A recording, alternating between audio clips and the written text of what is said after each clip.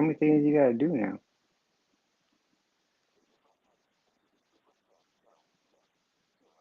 Hey, we're live. Holy crap. Sorry I'm late. Yeah, about 5 minutes late. Holy crap. I thought it was early. I started trying to do this at 3 minutes after 10. And it took me 7 minutes to get this.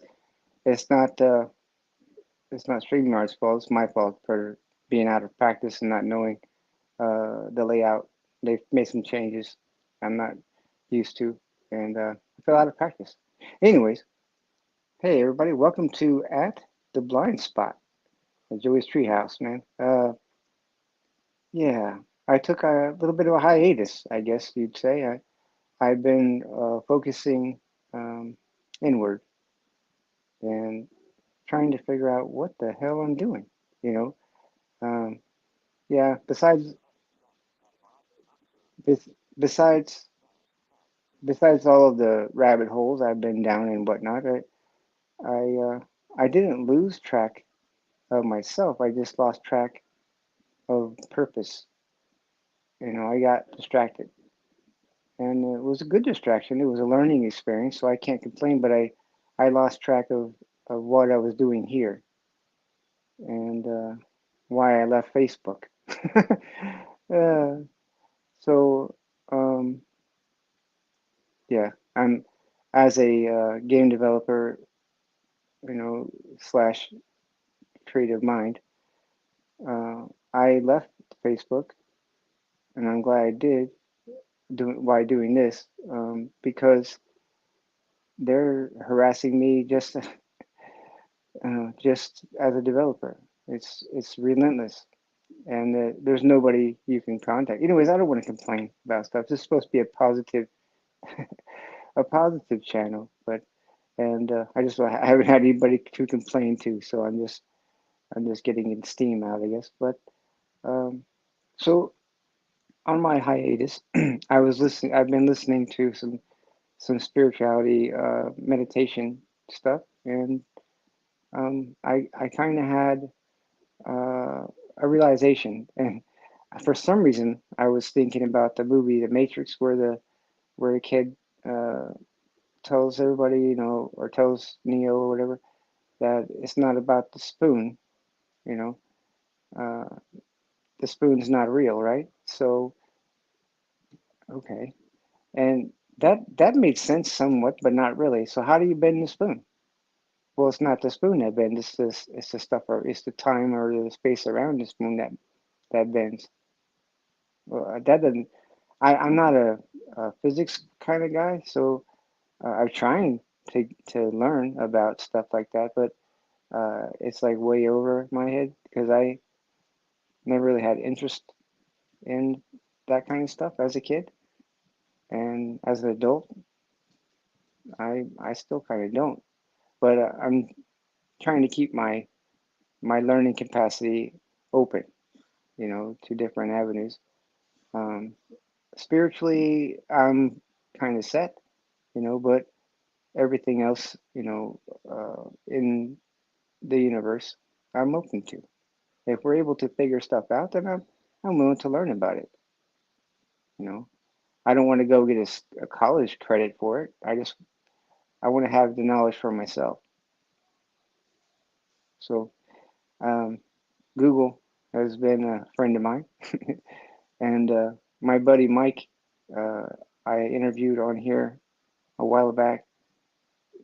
He tried to get me to do the chat GPT, CPT, whatever it's called, and I, I I don't disagree with having AI help to do something, but I don't want humanity in general to be dependent on AI for creative, uh, you know, creation.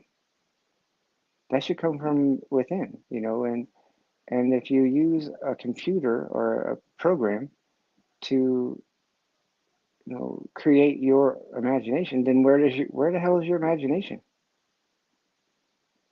You know, that was my only. I thought, AI is going to take away from kids. That's what I'm worried about. I'm not worried about us older people, or just lazy and don't want to use our creative juices, but the children, the kids that have magnificent imaginations, they shouldn't be cheated out of being able to use their minds to come up with something original and wonderful, and that I think the AI would make them lazy and less, they wouldn't have to depend on their minds to create. They would just be able to say, "Hey, Chat CPT, create this," and then there it is. Wow, that's not cheating on homework is a whole lot different than taking away a child's imagination. That's pretty much, you know, not all they have, but it's when I was a kid, young, 6, 7, 8, 10, 11, 12-year old, my imagination was awesome, and I would tell, people that would listen about my dreams, and they were like, wow, and older adults, my mom or my dad or, grandparents or whatever, and they're like, Joe, you have an amazing imagination. I wish I could have vivid dreams like you do, you know. And so I thought my mind, my imagination was a gift, and I still think that. My dreams aren't as vivid, but my dreams are so vivid sometimes it gets confusing. Like, what the hell's going on here? I was just doing this and now I'm here. Like I get transpotted from one, if that's the right terminology. I get transferred, whatever. I get relocated from one, avenue of my dream where I'm talking to somebody or learning something or taking a test or whatever I'm doing, to being on a railroad train going, 35 miles an hour in the mountains somewhere, sitting next to an old lady who's trying to teach me, always people trying to teach me in my dreams, which is good. I think that's because I open my spirit up, my mind to being able to learn what the universe holds for us, and there's the rabbit hole kind of deal. But so, what I was saying about the Matrix kind of deal is, yeah, the spoon isn't real, right? Because the only thing that's really bending is the space around the spoon, right? But if you want to go a little deeper into a place where I think all of us, you and I, can agree on, because we've always heard the term, the glass is half full or the glass is half empty. You know, what side of the field are you on that? Which one do you consider yourself? And I've always thought about that. Am I a person who's a half glass empty, or well, it just depends on the day. Some days I'm full, some days I'm half empty. And but it's not about how much water is in the glass. It's not even. It doesn't really even matter about the glass itself. The glass itself is just the container. It has no purpose other than to hold the water. So the glass doesn't even matter. But what's inside the glass? And it doesn't matter if the glass is half full of water or the glass is half empty. What matters is the water.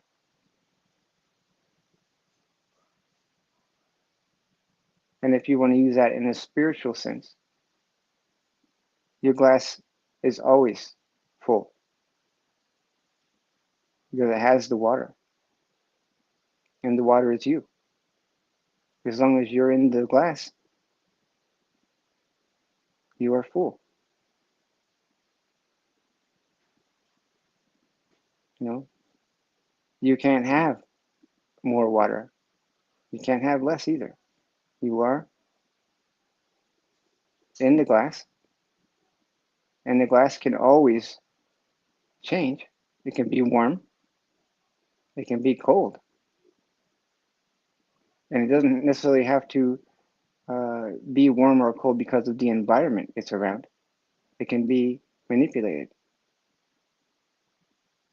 And water has a vibration, the molecules and everything inside of it. We call it the God sense, the spiritual aspect of water, right?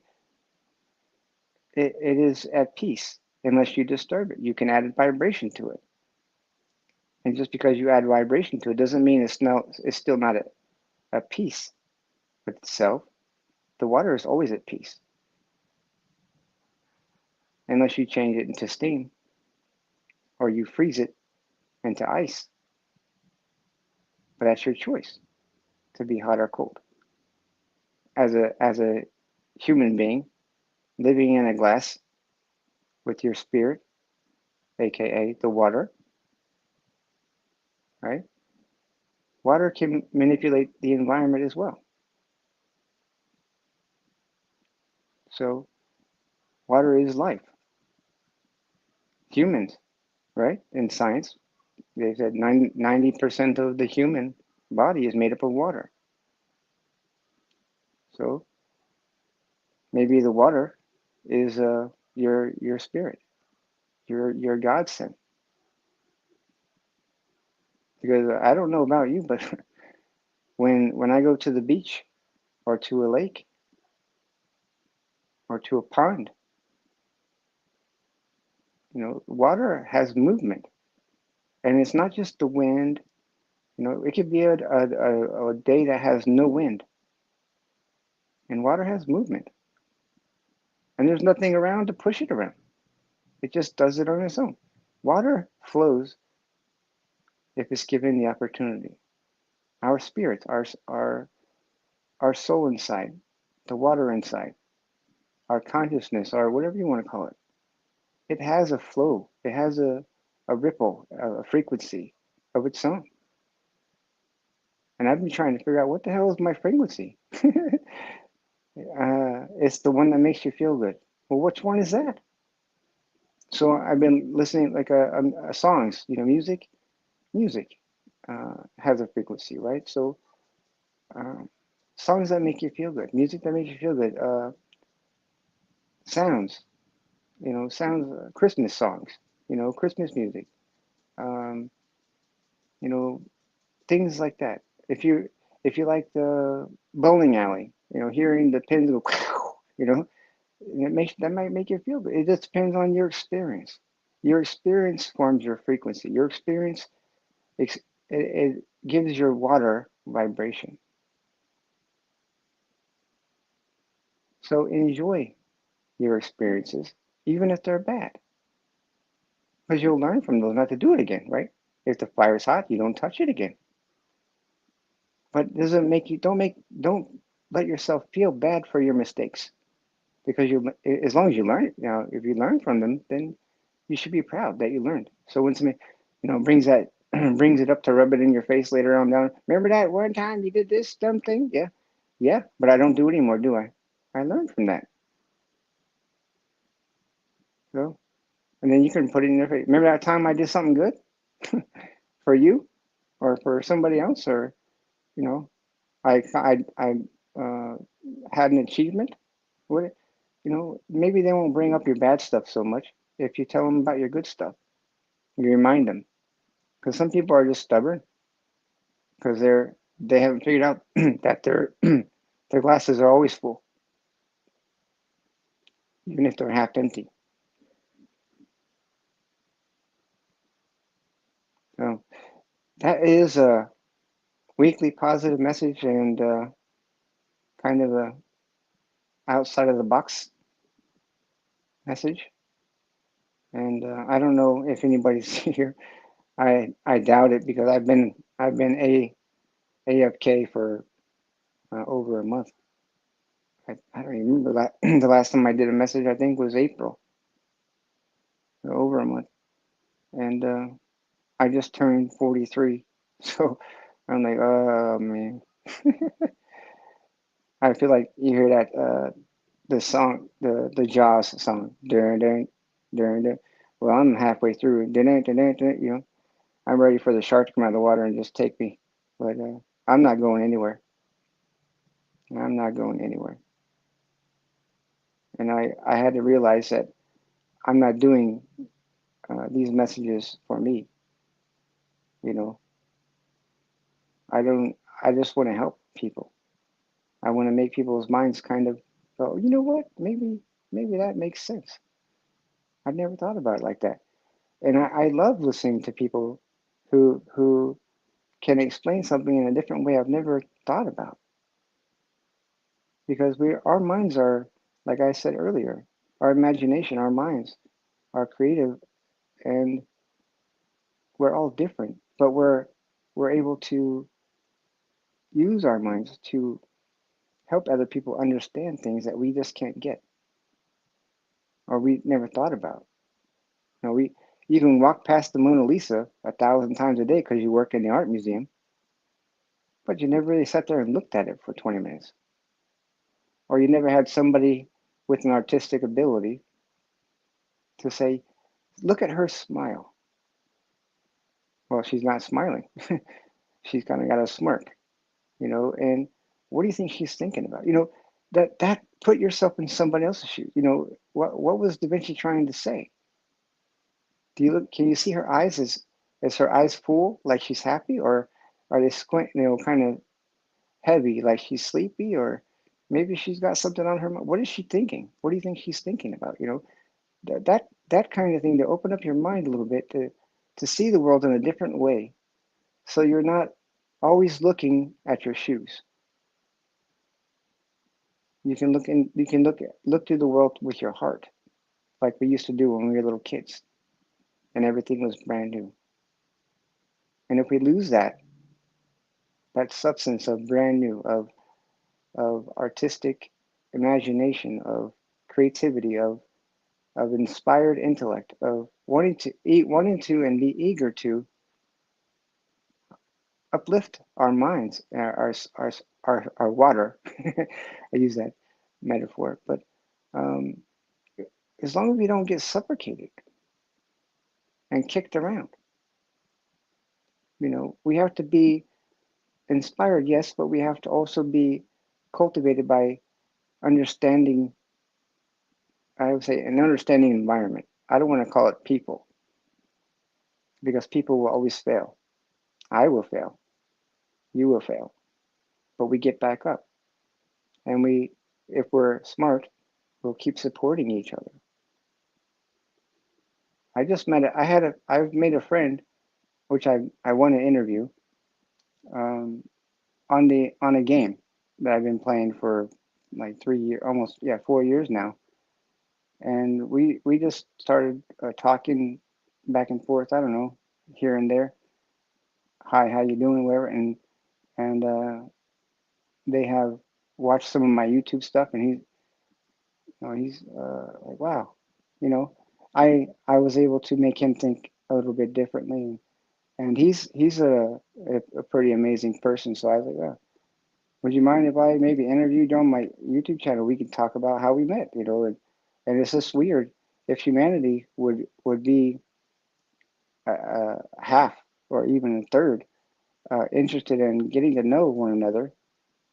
Life in society would be so much different, different, you know, and there wouldn't be the stuff that you see on the news. If you, I don't even watch it anymore, but I know it happens because it's never stopped. In the 2,000, 3,000 years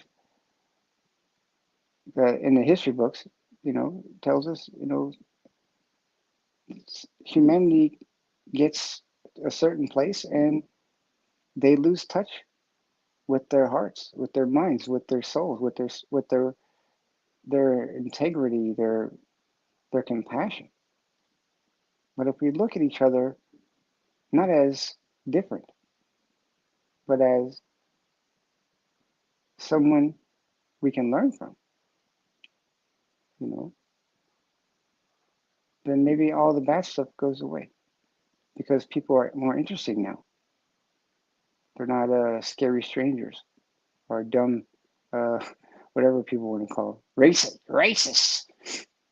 No, because if you go back in the history books, every culture in societies, no matter what skin color, no matter what religion, have been bad, and every skin color, religion, and have been great and wonderful. So people do bad stuff to good people, and good people sometimes do bad stuff to bad people. And that's about as far as I want to go with that metaphor. But we have to open up to each other in order for our planet to become a better place to live on for the future generations. Not for us right now. Who gives a crap about us right now? But what about the people who come after us? Shouldn't we provide them a better home? Even if you don't want to have kids, you don't want to, raise a family. That's fine. You don't have to. No law again. There's no law for that. You don't have to. But what happens if your sister or your brother or your cousin or your neighbor or your best friend has a kid? You want them or their kids or generations to come to say that this generation, this time, this period in time was just the craziest, chaotic, weird, nasty. We don't want that. We want to have the generations that come behind us to go, that was pretty great, but they're going to do better. That's what we need, right? We learn from our parents and our grandparents, and we're trying to be better, which I think sometimes we are, but it's starting to slip a little bit. But we can get back on track. It's not over yet. I don't hear the fat lady sing. And I don't know if that's politically correct anymore because she's probably wearing Spanx now. uh, Anyways, hey, I hope you guys have a great week. And if you don't catch this until tomorrow on Monday, have a wonderful week. And I'm going to get back into this, and we'll do some more positive messages. And what's a better day to do a weekly positive message than the first day of the week to get you guys and myself and everybody a little smile, a little hope, a little something to grab onto, a little out of the rut. That's where it starts. All right. God bless. Namaste, and whatever else. And hope next week will be more planned out. And I'll give you a day notice on time. I know it's late, but right now, but we'll get better because we're supposed to. All right. Don't know you, but I love you anyway. All right. Have a good night.